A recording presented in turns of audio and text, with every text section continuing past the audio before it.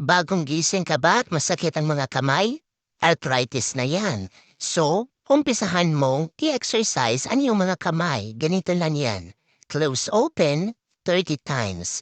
Ito ay pinapalambot ang kamay dahil kinukonvey niya ang circulation, yung pagdadoy ng dugo.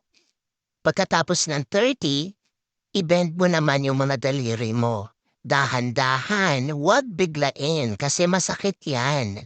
Pagkatapos ng 30 ay ganito naman.